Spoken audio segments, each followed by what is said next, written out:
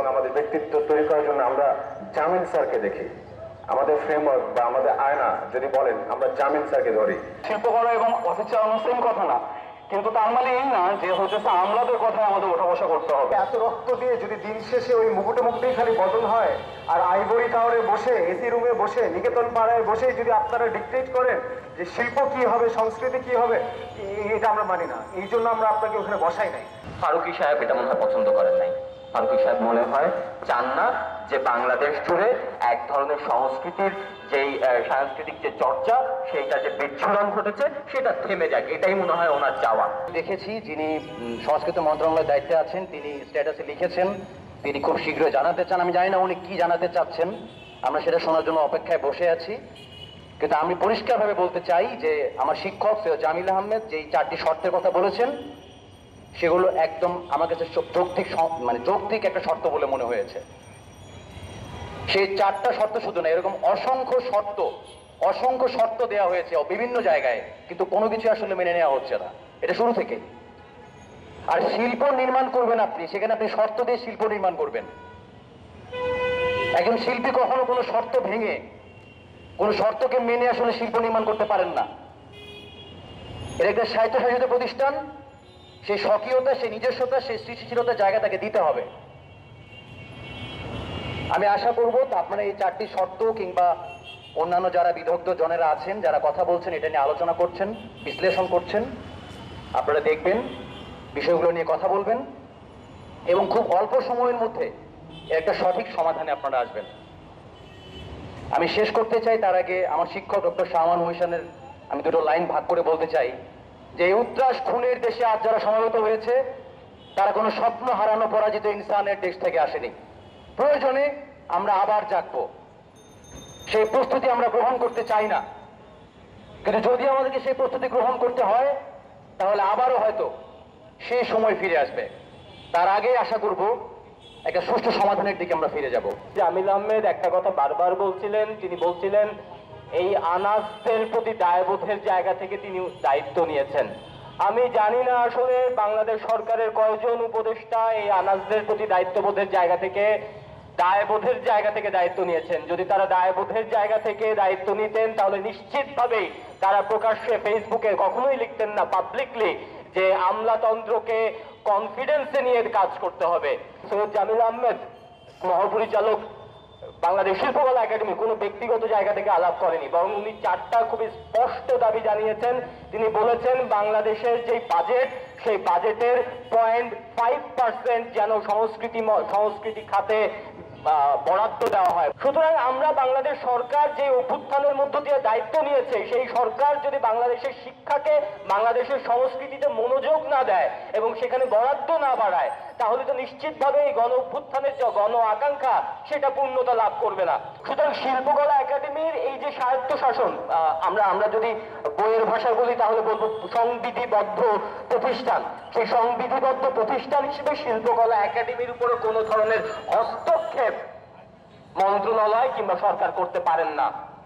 কারণ একজন মানুষ যে কিনা আনাজদের প্রতি দায়বোধের জায়গা থেকে দায়িত্ব নিয়েছে তাকে আপনি বলতে পারেন না যে আপনাকে অনেক সম্মান করেছি। কেন বলছেন?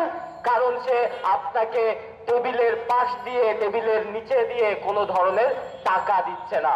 কি অদ্ভুত একজন প্রশাসক, একজন মন্ত্রণালয়ের উপদেষ্টা, তিনি কোনো ধরনের চিঠি ছাড়া, কোনো অ্যাপ্লিকেশন ছাড়া, কোনো চিঠি ছাড়া উনি একজন মহাপরিচালককে, একটা সংবিধিবদ্ধ প্রতিষ্ঠানের মহাপরিচালককে উনি বলছেন আমাকে এই প্রজেক্টের জন্য এত টাকা বাজেট দিতে হবে। আপনাকে বাজেট দেওয়ার জন্য বসে আছে শিল্পকলা। আপনি শিল্পকলার গত 6 মাসের কার্যক্রম দেখেন। গত 6 মাসে প্রায় 64টি জেলায় নানানভাবে কাজ হচ্ছে। প্রত্যেকটা জেলাতে নাটক নিয়ে কাজ হচ্ছে, প্রত্যেকটা জেলাতে আর্ট নিয়ে কাজ হচ্ছে, সিনেমার কাজ হচ্ছে, তাই তো? ফারুকী সাহেব এটা মনে হয় পছন্দ করেন নাই।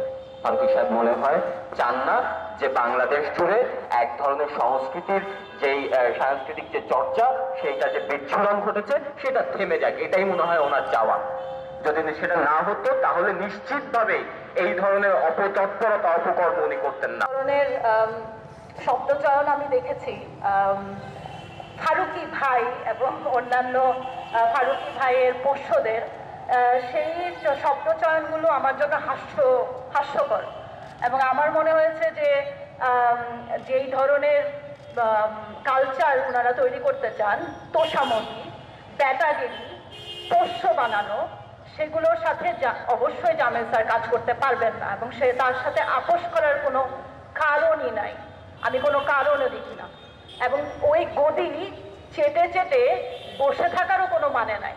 তো আমরা যেই গণঅভ্যুত্থান পরবর্তী যেই দেশের কথা বলি, সেই দেশ যদি আপোষ করতে হয়, আমলাতন্ত্রের পোষ্য হতে হয়, তাহলে সেই দেশ আমরা চাই না। এত কিছু করে এত রক্ত দিয়ে যদি দিন শেষে ওই মুকুটেই খালি বদল হয়, আর আইভরি টাওয়ারে বসে, এসি রুমে বসে, নিকেতন পাড়ায় বসে যদি আপনারা ডিক্টেট করেন যে শিল্প কি হবে, সংস্কৃতি কি হবে, এটা আমরা মানি না। এই জন্য আমরা আপনাকে ওখানে বসাই নাই, আপনাদের কাউকে আমরা ওই জন্য ওখানে বসাই নাই। বিশ্ববিদ্যালয়ে যখন প্রথমে এসেছি তখন নানা রকম ফাঁকিবাজির চেষ্টা করতাম, কিন্তু জামিল আহমেদ স্যারের দৃঢ় ইস্পাত সম ব্যক্তিত্বের কারণে কখনো ফাঁকিবাজি করার মতো সুযোগই হয়ে ওঠে নাই।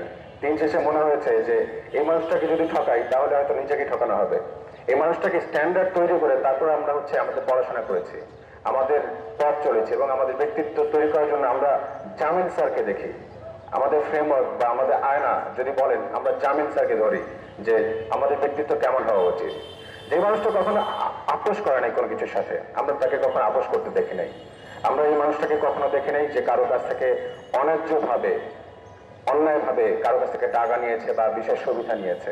কিন্তু এই মানুষটাকে আমরা দেখেছি ফ্যাসিস্ট রেজিমে, শেখ হাসিনার ভয়ঙ্কর যখন প্রতাপ ছিল, তখনও কিন্তু এই মানুষটা নানা রকম শিল্প চর্চার মাধ্যমে, তার নির্দেশনার মাধ্যমে জনমানুষকে প্রশ্ন করতে শিখিয়েছেন যে ক্ষমতা না জনতা। এটা আমরা তার নাটকের মাধ্যমে শিখেছি, তার দর্শনের মাধ্যমে শিখেছি, তার গবেষণার মাধ্যমে শিখেছি, তার শিক্ষাদানের মাধ্যমে শিখেছি। আজকে এই যে এখানে দাঁড়িয়ে কথা বলতে পারছি, আমি বিশ্বাস করি যে এই যে কথা বলতে পারা, মাথা উঁচু করে বাঁচতে পারা, আপোষ না, সংগ্রাম বলতে পারা, এটা জামিল স্যারের কাছ থেকে শিখেছি। আমরা এটা ফারুকের কাছ থেকে শিখে নাই। অন্যায় কোনোদিনই মানে গোপন রাখা যায় না, পাপ ঢেকে রাখা যায় না, সেটা একদিন না একদিন বের হয়ে যায়। তো ফারুকী সাহেবটা বের হয়ে গেছে। আমরা ফারুকী সাহেবকে এটুকু বলে দিতে চাই, বাংলাদেশের সব স্তরের নাগরিকদের পক্ষ থেকে এটুকু বলে দিতে চাই যে যা করছেন এটা ভালো নয়, এটা শহীদদের রক্তের সঙ্গে বেইমানি, সেলফ বেইমানি। আমরা অতি দ্রুত সৈয়দ জামিল আহমেদ যেন পুনর্বল হয়, আর যদি সেটা না হয় আমরা ডিরেক্টলি বলবো যে ফারুকী সাহেব আপনার ওই যোগ্যতাই নাই এই দেশের শিল্প সংস্কৃতিকে নেতৃত্ব দেওয়ার। কাজ হচ্ছে যে গ্রাসরুট থেকে শিল্পের প্রসার হবে, ওইখান থেকে ন্যাচারালি মানুষজন কাজ করে ওনাদের মতো করে নিজেদের মতো করে শিল্প প্রকাশটা দেখাবে। কিন্তু ফারুকী সাহেবের কথা থেকে যেটা আমার মনে হইতেছে যে উনি চাচ্ছেন উনি ঢাকা কেন্দ্রিক একটা শিল্প চর্চার জায়গা তৈরি করতে যাচ্ছেন। শিল্প করার সাথে আমলাদের, হ্যাঁ শিল্প করা এবং অফিস চালানো সেম কথা না, কিন্তু তার মানে এই না যে আমলাদের কথায় আমাদের ওঠা বসা করতে হবে। আমার মনে হয় স্যার যেসব অভিযোগগুলি তুলছেন সেগুলির ব্যাপারে ফারুকী সাহেবের অবস্থান আরো নিজে পরিষ্কার করা উচিত, এবং বিদেশি কোনো বন্ধু বান্ধব এবং অন্যান্য কোনো মানুষের সাহায্য সহযোগিতা না নিয়ে সবার সামনেই জবাবগুলি দেওয়া উচিত।